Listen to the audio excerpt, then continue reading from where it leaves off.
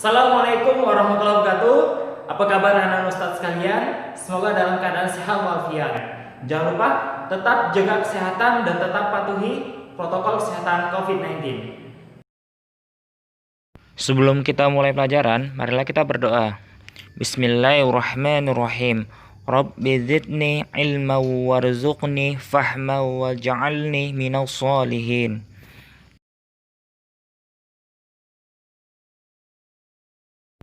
Apa kabar anak-anak ustadz sekalian? Semoga dalam keadaan sehat walafiat. Masih ingat tugas pekan lalu yang mencari arti apa itu arti kedaulatan? Karena materi kita hari ini ialah di bab 3, hakikat dan teori kedaulatan. Dan diharapkan kamu sudah siap dengan materinya. Dan kemudian tujuan pembelajaran kita ialah siswa dapat menjelaskan hakikat dan teori kedaulatan. Oke, tidak berpanjang kalam, langsung saja ya kita masuk pada materi intinya. Hakikat dan teori kedaulatan. Kedaulatan berasal dari kata daulah dalam bahasa Arab yang artinya kekuasaan tertinggi. Dan dalam bahasa lain pun sama artinya, yaitu kedaulatan tertinggi. Kedaulatan memiliki 4 sifat pokok, yaitu yang pertama asli, artinya kekuasaan tidak berasal dari kekuasaan lain yang lebih tinggi. Kedua, permanen, artinya kekuasaan itu tetap ada sepanjang negara tetap berdiri walaupun pemerintah sudah berganti. Yang ketiga, tunggal, artinya kekuasaan itu merupakan satu-satunya dalam negara dan tidak dibagikan pada badan-badan lain.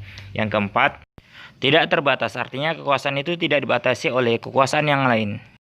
Selanjutnya, kedaulatan atau kekuasaan tertinggi suatu negara terdiri atas 2 bentuk. Yang pertama, kedaulatan ke dalam, berarti bahwa bangsa yang merdeka memiliki kekuasaan untuk menyusun dan mengatur organisasi pemerintahan sendiri.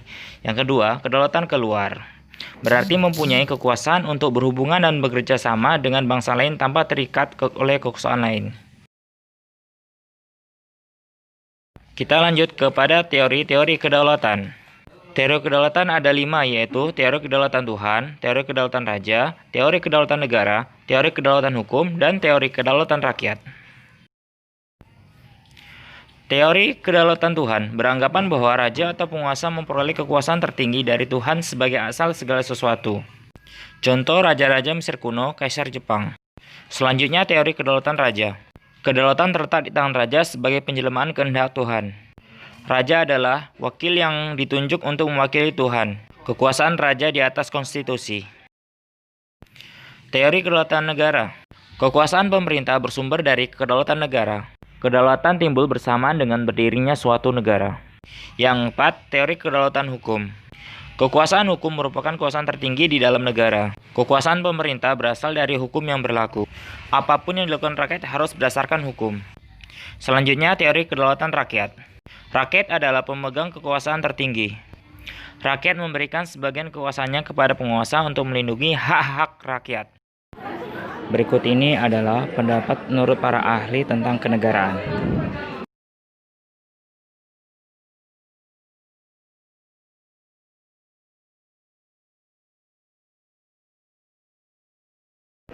Demikian pembelajaran hari ini. Silakan dibuka ulang video pembelajarannya. Sekian, terima kasih.